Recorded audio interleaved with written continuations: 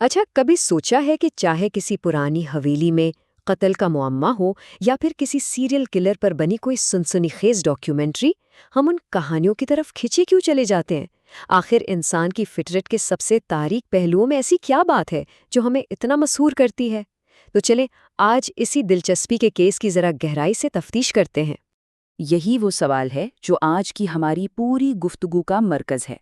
आखिर कत्ल, धोखाधड़ी और इसरार से भरी इन कहानियों में ऐसी कौन सी ताकत है जो हमें इस तरह अपनी गिरफ्त में ले लेती है? और ये कोई छोटी मोटी बात नहीं है। एक रिपोर्ट के मुताबिक अमेरिका की 84% आबादी हकीकी जराइम यानी ट्रू क्राइम पर मबनी मीडिया देखती या सुनती है। मतलब ये कोई मखसूस तबका नहीं, बल्कि ये एक बहुत बड़ा सकाफती रुझान बन चुका है। देखिए, इसकी सबसे बड़ी और बुनियादी वजह तो एक अच्छी पहेली की नाकाबिले यकीन कशिश है। जुराइम की कहानियां हमें भी एक तरह से सुराग रसां बना देती हैं। हम भी साथ साथ इशारों को जोड़ते हैं और केस हल करने की कोशिश करते हैं। और जब आखिर में इंसाफ हो जाता है और सब कुछ ठीक हो जाता है, तो इससे जो इत्मीनान मिलता है ना, वो बहुत गहरा होता है। लेकिन बात सिर्फ पहेली सुलझाने से कहीं आगे की है। ये कहानियाँ हमें इंसानी नफ्सियात की गहराइयों में ले जाती हैं, हमें मजबूर करती हैं कि हम सही और गलत के दरमियान की जो धुंधली सी लकीर है उसका सामना करें। और सबसे अहम बात यह है कि इन कहानियों का एक वाज़े अंजाम होता है, एक ऐसा हल जो हकीकी ज़िंदगी में हमें कम ही देखने को मिलता है। अच्छा, तो अब इस तफ्तीश के तारीखी हिस्से की तरफ चलते हैं। आइए ज़रा इस सिन्फ की इब्तिदा की जो केस फाइलें हैं उन्हें खोल कर देखते हैं कि ये सब शुरू कहाँ से हुआ। जराइम की कहानियों का सफ़र बहुत ही दिलचस्प रहा है। इसकी शुरुआत 1841 में पो के पहले जासूस से हुई। फिर आए शर्लॉक होम्स, जिन्होंने इसे घर घर पहुंचा दिया। 1920 की दहाई में अगाथा क्रिस्टी के साथ हू डन इट्स यानी कातिल कौन वाली कहानियों का सुनहरी दौर आया। इसके बाद अमेरिका में एक ज़्यादा सख्त और हकीकत पसंदाना अंदाज ने जन्म लिया, जिसे हार्ड बॉइल्ड कहते हैं। और फिर 1966 में केपूट की किताब इन कोल्ड ब्लड ने हकीकी जराइम की सिन्फ को हमेशा के लिए बदल कर रख दिया। तो अब हमारी तहकीक का मरकज़ बनता है उस सिन्फ का मरकज़ी किरदार यानी सुराग रसां, और ये कि वक्त के साथ साथ ये किरदार कैसे बिल्कुल ही बदल गया है। इन दोनों में ज़मीन आसमान का फ़र्क है। एक तरफ तो है सुनहरी दौर का क्लासिक जासूस जैसे हरकुल पुएरो, जो सिर्फ अपनी मंतिक और जहानत से एक मुनज़्ज़म दुनिया में केस हल कर लेता है। और दूसरी तरफ है हार्ड बॉइल्ड प्राइवेट इन्वेस्टिगेटर जैसे सैम स्पेड, जो एक करप्ट दुनिया में अकेला लड़ता है, जहां इंसाफ के लिए अक्सर ताकत का इस्तेमाल भी करना पड़ जाता है। चलें, अब अपनी तहकीक के अगले मरहले में दाखिल होते हैं और जराइम फिक्शन की लाइनअप में जो सबसे आम ज़ैली असनाफ हैं, यानी हमारे आम मुश्तबा अफराद, उनकी शिनाख्त करते हैं।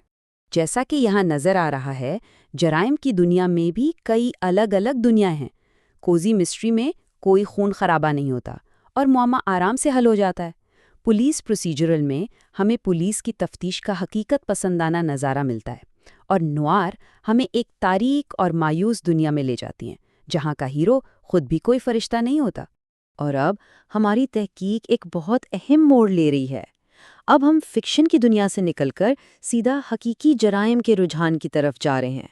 एक बहुत दिलचस्प नज़रिया ये है, ख़ास तौर पर इस बारे में कि ख़वातीन इसकी इतनी बड़ी सामीन क्यों है, कि ये कहानियाँ एक तरह से बचाव का ज़रिया है, यानी बदतरीन हालात के बारे में जानकर लोग महसूस करते हैं कि वो खुद को हकीकी दुनिया के ख़तरात के लिए बेहतर तौर पर तैयार कर सकते हैं।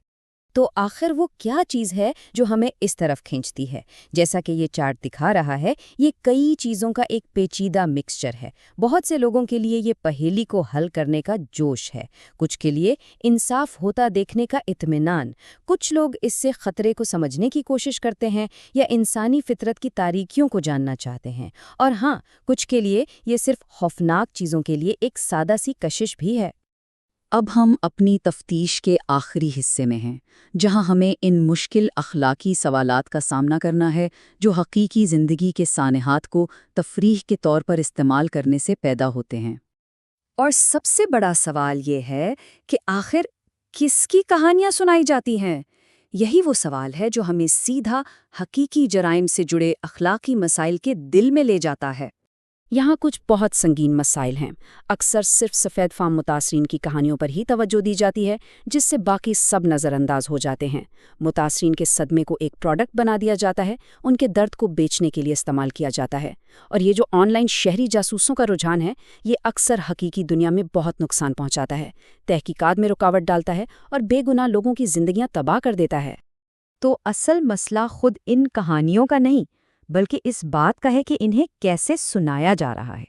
یہ سوچنا بہت ضروری ہے کہ کہانی کون سنا رہا ہے، کس کے نقطۂ نظر سے سنا رہا ہے، اور اس پورے عمل میں کن آوازوں کو دبایا جا رہا ہے۔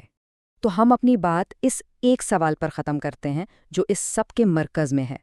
ان کہانیوں کو سنتے ہوئے یا دیکھتے ہوئے ہم تفتیش اور استحصال کے درمیان وہ باریک سی لکیر کہاں کھینچتے ہیں؟ یہ ایک ایسا سوال ہے جس پر ہم سب کو سنجیدگی سے غور کرنے کی ضرورت ہے۔